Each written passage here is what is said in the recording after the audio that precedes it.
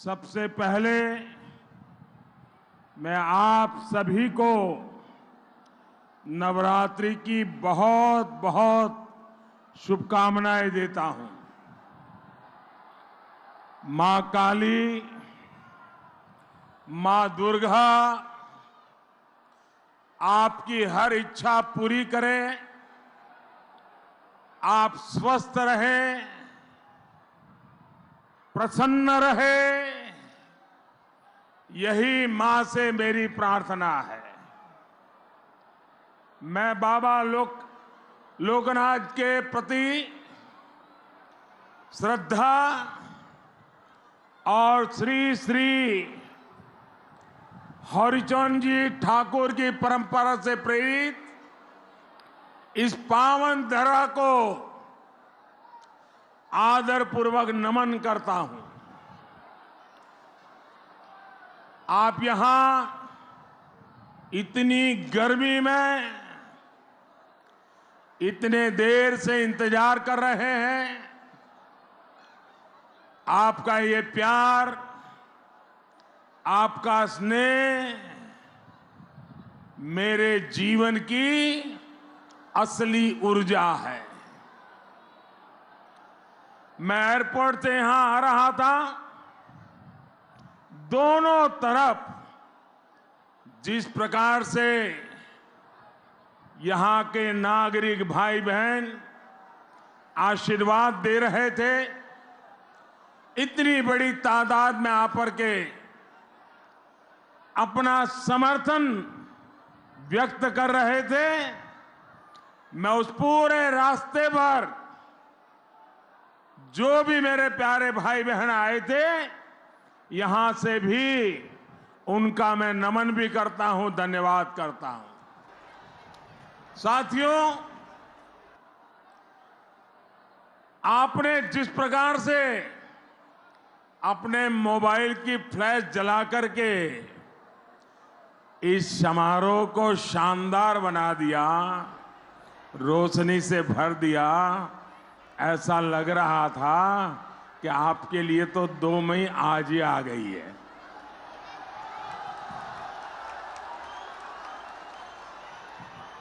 आपका मुझ पर जो ये स्नेह है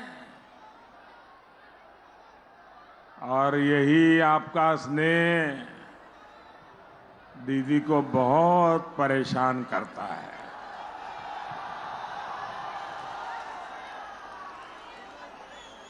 और 4 चरणों के मतदान के बाद आपने जिस तरह बीजेपी की विजय तय की है, उससे तो दीदी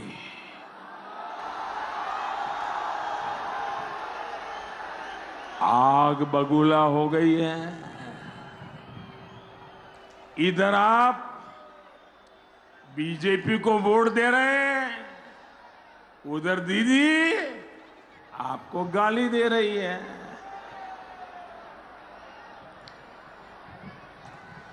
दीदी आबोल ताबोल बोक्सन,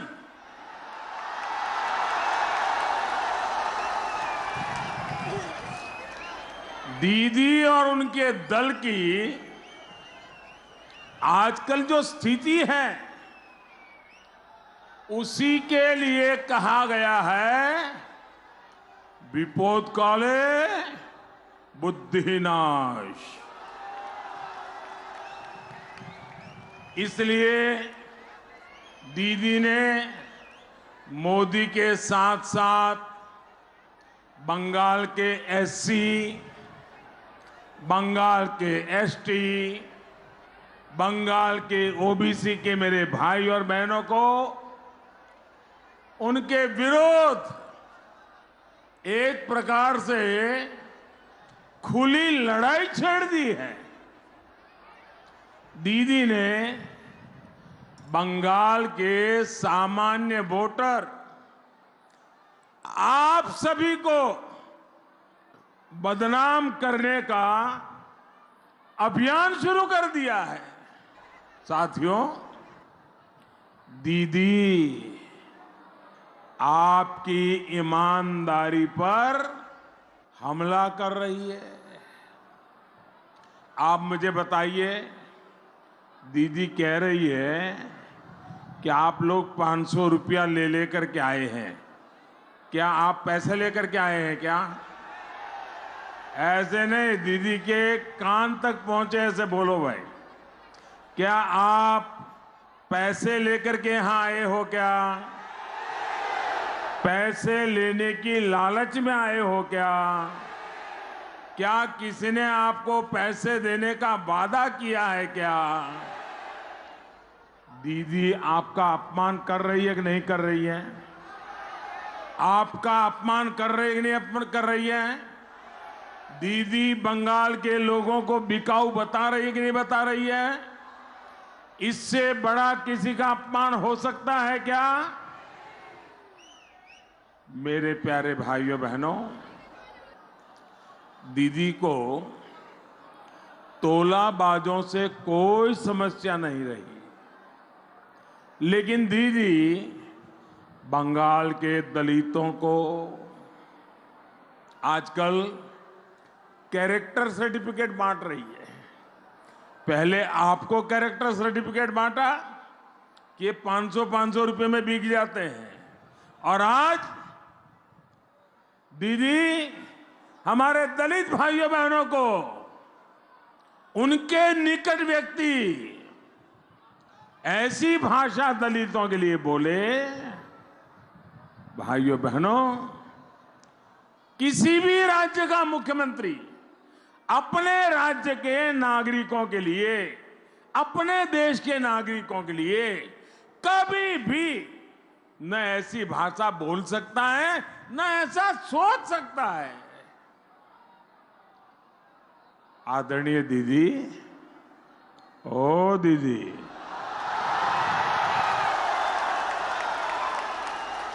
अपने 10 साल के शासन में आपने गरीबों से बहुत विश्वासघात किया है। आपकी दुर्नीति ने उनका जीवन और मुश्किल किया है। लेकिन दीदी ये भी जान लीजिए, मेरे देश के किसी भी कोने में जाइए, बंगाल के किसी भी कोने में जाइए, फुटपाथ पर जिंदगी गुजारने वाले किसी भी गरीब के पास चले जाइए, आप देखेंगे मेरे देश का गरीब, मेरे बंगाल का गरीब बिकाऊ नहीं होता है। मेरे देश का गरीब स्वाभिमानी होता है। गरीब आपके तोलाबाज कार्यकर्ताओं की तरह दूसरों की कमाई पर नहीं जीता है। जिस जनता जनार्दन का आप अपमान कर रही है, दीदी, ओ दीदी, दीवार पर लिखा हुआ पढ़ लीजिए दीदी। यही जनता जनार्दन आपका फैसला करने वाली है और उसने मन बना लिया है। और जनता के हर निर्णय का दीदी, आपको अच्छा लगे बुरा लगे, आपको जनता के निर्णय को स्वीकार करना ही पड़ेगा, आपको जाना ही पड़ेगा। भाइयों बहनों, रवि ठाकुर ने कहा है, जादार कोरे छो अपमान, जादेर कोरे छो अपमान, अपमाने होते होवे ताहादेर शोभार शोमान।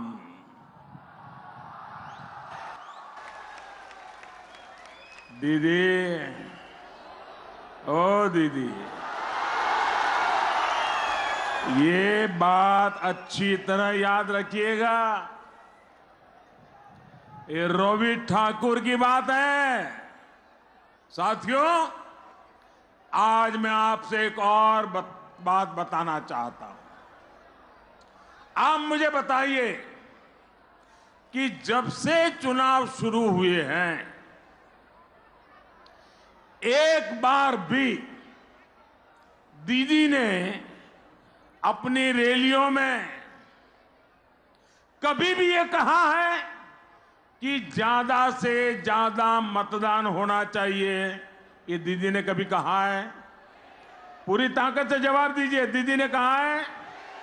एक बार भी कहा है? क्या दीदी ने एक बार भी कहा है कि सभी मत संप्रदाय, सभी वर्ग के लोग लोकतंत्र के इस उत्सव में बढ़ चढ़ करके हिस्सा लें? क्या ऐसा कभी उन्होंने कहा है? कहा है क्या? बोला है कभी? क्या दीदी ने एक बार भी ऐसी अपील की है कि शांतिपूर्ण मतदान होना चाहिए? ये कहा है दीदी ने? आप पूरी ताकत से बताइए, कहा है क्या? दीदी ने कभी भी शांतिपूर्ण मतदान की अपील की है? राज्य के मुख्यमंत्री के नाते उनकी जिम्मेवारी है कि नहीं है? उनकी जिम्मेवारी है कि नहीं है? टीएमसी के नेता के नाते उनकी जिम्मेवारी है कि नहीं है? टीएमसी के उम्मीदवार के नाते जिम्मेवारी है कि नहीं है? लेकिन कभी दीदी ने बंगाल में शांतिपूर्ण मतदान करो ये शब्द नहीं बोला है। क्या एक बार भी उन्होंने ये कहा कि जो लोग हिंसा फैलाएंगे, मतदान में बाधा डालने का प्रयास करेंगे, उनके खिलाफ सख्त कार्रवाई होगी? क्या ऐसा दीदी ने बोला क्या कभी? उनको बोलना चाहिए था कि नहीं बोलना चाहिए था? ये उनकी जिम्मेवारी है कि नहीं है? ये भी नहीं बोलती है। बंगाल की जनता समझ सकती है कि दीदी के इरादे क्या है। दीदी जानती है कि इतना ज्यादा मतदान बीजेपी के पक्ष में हो रहा है, इसलिए वो ज्यादा मतदान के खिलाफ है। दीदी जानती है कि चुनाव में उनके गुंडे ही हिंसा कर रहे हैं, इसलिए वो हिंसा फैलाने वालों पर सख्त कार्रवाई की बात भी नहीं कर रही है। आखिर दीदी अपने ही लोगों पर जो ये सब बवाल करते हैं, हुड़दंग करते हैं, हिंसा करते हैं, उनके खिलाफ कार्रवाई कैसे करेगी और इसलिए कैसे बोलेगी? ये जो सब कुछ चल रहा है, दीदी की नाक के नीचे हो रहा है। उनके कान सुनते भी हैं, उनकी आंखें देख भी रही हैं, और पता नहीं इशारा कहां से होता है, कब होता है, कैसे होता है। भाइयों और बहनों, जैसे जैसे दोस्तों आपका प्यार मेरे सर आंखों पर, इतना प्यार आपने दिया है, मैं आपको विश्वास दिलाता हूं, विकास करके ब्याज समेत इस प्यार को मैं लौटाऊंगा। साथियों, जैसे जैसे 2 मई नजदीक आ रही है, दीदी की बौखलाहट बढ़ती जा रही है।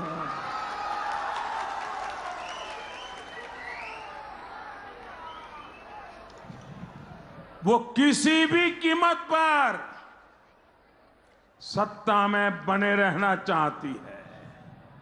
इसलिए उन्होंने अपने समर्थकों को भड़काना शुरू कर दिया है। एक मुख्यमंत्री कभी ऐसी भाषा नहीं बोल सकता है। वो यहां हिंसा फैलाना चाहती है, अशांति पैदा करना चाहती है। पंचायत चुनाव के समय दीदी की पार्टी ने जिस तरह लोकतंत्र को लूटा था, अब वही कोशिश, वही साजिश वो दोबारा इस चुनाव में कर रही है। लेकिन मैं दीदी को साफ साफ कहना चाहता हूं, दीदी, ओ दीदी, आपकी हर साजिश को ये बंगाल की जनता नाकाम करके ही रहेगी। आपकी हर साजिश का जवाब बंगाल की जनता खुद दे रही है। मैं जब ये बोल रहा हूं ना दीदी ओ दीदी, उससे भी उनको गुस्सा आया। बताओ, ये गुस्से करने वाली एक चीज है क्या? मुझे बताइए, ये गुस्सा करने वाली बात है क्या? मैं तो हैरान हूं, मुझे किसने वो व्हाट्सएप भेजे हैं, शायद बंगाल के लोगों ने भेजे हैं। सैकड़ों बच्चे, सैकड़ों, कोई 3 साल का, कोई 4 साल का, कोई 5 साल का, वो खुद मोबाइल पर अपनी वीडियो बना करके रखी हुई है बच्चों ने। और क्या बोल रहे हैं बच्चे? दीदी ओ दीदी। बंगाल के हर घर का बच्चा दीदी ओ दीदी बोलना शुरू कर दिया है। साथियों, अपने भतीजे के भविष्य को बचाने के लिए, भाईपों के भविष्य को बचाने के लिए दीदी ने बंगाल के युवाओं के वर्तमान और बंगाल के युवाओं के भविष्य को दांव पर लगा दिया है। मैं बंगाल के युवाओं से जानना चाहता हूं, 10 साल के शासन में दीदी ने अपने भतीजे को कहां से कहां पहुंचा दिया। बंगाल के युवाओं को दीदी ने कुछ दिया क्या? दिया क्या? दिया क्या? और दिया तो क्या दिया? सिर्फ चाकरी का इंतजार और चाकरी में भ्रष्टाचार। क्या दीदी के लिए अपना भतीजा ही सब कुछ है? बंगाल के युवा कुछ नहीं है क्या? भाइयों और बहनों, दीदी की सरकार के दौरान हुए हर अन्याय, हर अत्याचार का पूरा हिसाब, और जब मैं पूरा हिसाब कहता हूं ना, तो मेरे प्यारे बंगाल के भाइयों बहनों लिख करके रखिए, चुन चुन करके हिसाब लिया जाएगा। पल पल का हिसाब मांगा जाएगा, पाई पाई का हिसाब मांगा जाएगा। भाइयों बहनों, यहां एक मासूम बिटिया के साथ जो हुआ, इसको हम भूल नहीं सकते। टीएमसीर कुशासने যে রক্ষক शेई भोखोक, यानी यहां जो रक्षक है वही भक्षक है। मैं यहां आई हर माता बहनों बेटियों को दीदी की सरकार की एक और सच्चाई आज आपके सामने रखना जरूरी समझता हूं। बेटियों से जघन्य अपराध करने वालों को जल्द से जल्द सख्त सजा हो, इसके लिए देश भर में फास्ट ट्रैक कोर्ट खोली जा रही है। लेकिन दीदी की सरकार ने बंगाल में इस पर भी ब्रेक लगा दिया है। आप मुझे बताइए भाइयों बहनों, हिंदुस्तान भर में बहन बेटियों के लिए जो फास्ट ट्रैक कोर्ट खुल रहा है वो बंगाल में खुलना चाहिए कि नहीं खुलना चाहिए? ऐसे नहीं, पूरी ताकत से बताइए, खुलना चाहिए कि नहीं खुलना चाहिए? यहां फास्ट ट्रैक कोर्ट होना चाहिए कि नहीं होना चाहिए?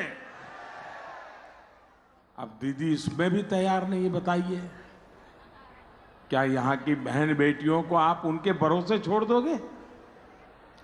भाइयों बहनों, जहां माफिया, तस्कर, क्रिमिनल बेखौफ होकर चलते हो, वहां बेटियां कैसे सुरक्षित रह सकती है?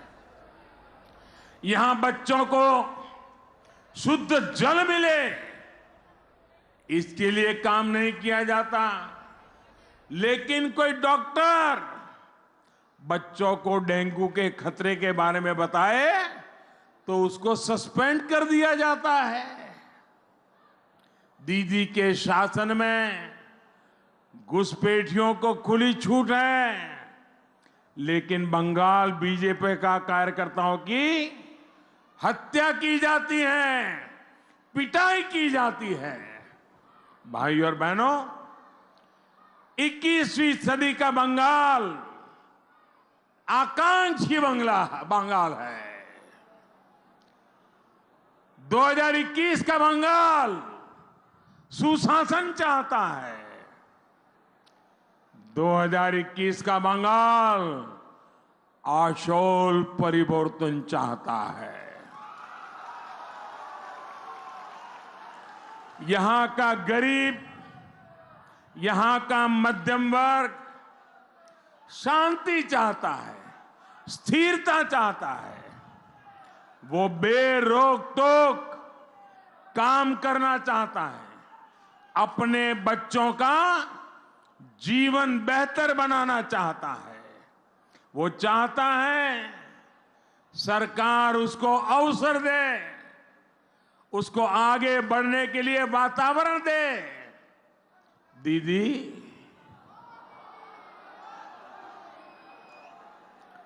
दीदी बंगाल को ये सब देने में बिल्कुल असफल रही है।